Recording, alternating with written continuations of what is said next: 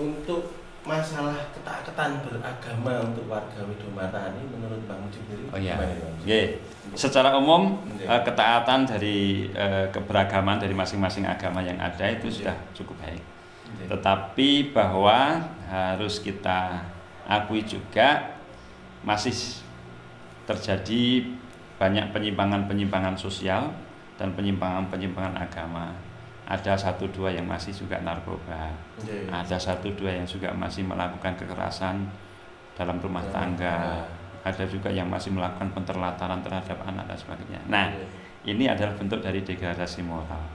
Nah, salah satu pembinaan terhadap nilai-nilai seperti itu ya salah satunya adalah dengan agama.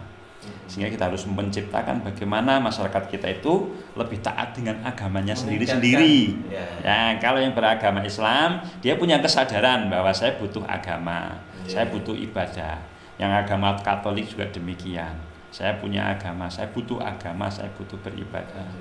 Nah, di situ nanti dalam ajaran agama itu pasti punya muara nilai-nilai akhlak, nilai-nilai sopan santun, nilai-nilai kebersamaan, nilai-nilai sosial. Karena agama apapun itu bersifat universal.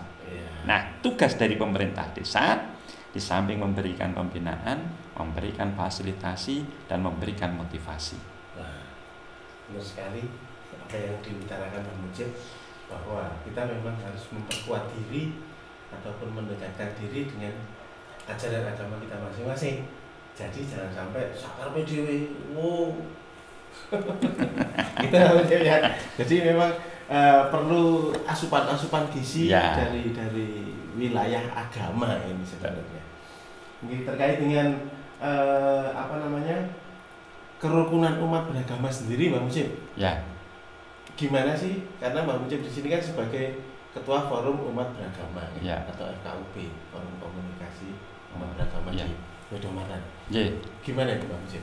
Jadi kita bersyukur di Widomatani ini, Widomatani sangat luar biasa, layak untuk diberikan identitas desa Pancasila. Karena semua agama ada di Widomatani. Bahkan mungkin sangat langka di Sleman ini yang memiliki tempat ibadah lengkap, selengkap Widomatani. Kita punya lebih dari 50 masjid. Kita punya sekitar 56 musola. Kita punya 1 gereja Katolik besar di Ndolo. Kita punya 2 gereja Kristen, Kerasulan Baru. Bahkan di Kayen itu antara gereja dan masjid berhadapan-hadapan. Ya, masyarakatnya cukup rukun. Ya, dan ini bukan berarti di situ ketika saat ini rukun itu bukan berarti tidak punya peluang untuk konflik. Nah, di mana di situ ada perbedaan, di situ pasti punya peluang untuk konflik. Nah, disinilah kita harus punya peran. Pemerintah harus memfasilitasi bagaimana kerukunan ini tetap terjaga. Makanya saya menelurkan Forum Kerukunan Umat Beragama. Karena kebetulan sejak mahasiswa saya sudah aktif di bidang pluralisme. Jadi sudah sering lah saya ngobrol dengan para pastor, dengan para romo, dengan para pendeta. Nah, insya Allah saya terapkan dalam kehidupan ini. Karena memang ada pura segala macam. Nah, ada 1 pura juga. Nah, jadi ini layak untuk menjelang desa Pancasila. Karena memang kaya sekali Widomatani. Betul. Kaya sekali. Termasuk agamanya pun sangat beragam. Ya. Bang Mujib, ada 1 lagi nih, satu lagi, banyak nih. Karena gini, yang terjadi, saya sedikit cerita. Ada teman saya itu yang Amit Sewu, Ngapunten, beliau pakai kursi roda. Dan kebetulan mau ke balai desa atau ngurus surat-surat itu kebetulan kesulitan nih untuk mengakses kursi roda. Iya. Ini betul. Apa ini betul. Ya. Triknya ataupun begini jadi ini salah satu yang ketika saya kemudian ya menjadi kerentek menjadi kepala desa. Karena saya itu aktif di bidang gender. Dan saya juga terkait dengan masalah kelompok-kelompok difabel saya juga sangat dekat. Karena itu sebagian yang harus kita perjuangkan. Sementara Widomatani ini ada sejumlah warga yang penyandang difabilitas. Memang sudah kita koordinasi sedemikian rupa. Mereka sudah ada kelompoknya sendiri, sudah kita berikan pembinaan tersendiri, karena memang itu bagian dari kasih pelayanan. Tetapi untuk infrastruktur ini adalah di bagian lain. Nah ini ketika saya hanya menjadi kasih pelayanan hanya sebatas usul bagaimana Wedomartani ini infrastrukturnya ramah terhadap difabel, atau dalam tanda kutip Desa Wedomartani harus menjadi desa inklusi yang ramah dengan difabel itu. Ya. Nah, karena yang terjadi kan ini sudah bertahun-tahun nih, dan kondisi di balai desa ya seperti itu, masih apa namanya, ketika kita melihat ada saudara kita yang memakai kursi roda itu ya, banyak fasilitas yang perlu tercukupi untuk difabel. Kamar mandi ataupun toilet belum ramah difabel. Ketika difabel pingin ke panggung itu juga belum ada fasilitas ke sana. Nah, kemudian untuk mau mendapatkan pelayanan saja kan juga belum secara langsung, paling hanya minta tolongnya. Nanti itu masih banyak infrastruktur yang harus ramah difabel. Atau dalam desa inklusi. Ya. Ataupun semoga bisa segera merealisasikan apa yang diinginkan oleh teman-teman difabel. Ya, paling tidak akses untuk mempermudah ketika beliau itu tulen ke balai desa. Ya. Yang fasilitas di luar komplek balai desa ini Pak. Ya.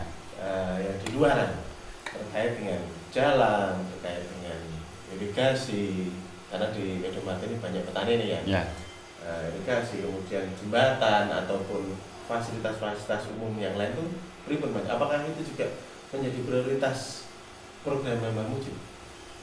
Ya, yang jelas pemerintah desa dalam pembangunan infrastruktur pertama harus memperhatikan tentang skala prioritas. Jadi desa harus memiliki skala prioritas pembangunan infrastruktur. Jadi tidak sistem bagi tol. Tapi di mana di situ memang membutuhkan ya nanti akan kita kaji dan kita jadikan skala prioritas. Kemudian yang kedua juga harus berbasis pada potensi wilayah. Ya, kalau memang di situ adalah pembangunan itu untuk membantu menumbuhkan ekonomi dari sisi pertanian, ya infrastruktur pertanian harus kita genjot. Kalau di situ potensi wilayah itu sangat membantu untuk wilayah perdagangan, infrastruktur untuk para pedagang harus kita bangun. Ya, jadi di samping yang pertama yaitu skala prioritas, yang kedua harus menyesuaikan dengan potensi wilayah karena kita cukup luas ada 25 padukuhan. Ya. Kemudian yang ketiga kita juga harus berbasis akuntabilitas, sejauh mana pertanggungjawaban anggaran, baik itu anggaran dari dana desa, dari alokasi dana desa atau ADD ataupun dari BKK dan sebagainya. Harus ada transparansi. Itu yang mungkin harus diketahui juga untuk sahabat milenial dan semuanya. Ya. Karena ini masalah kepercayaan ini Pak. Ya. Dan yang jelas anggaran-anggaran itu adalah dari pemerintah. Uangnya dari pajak rakyat. Tidak boleh diklaim ini adalah dari seseorang atau orang-orang tertentu untuk kepentingan politik tertentu. Iya, karena banyak sekali Pak. Betul. Ya. Ini di desi A, ini di desi B, ini ya. Berarti itu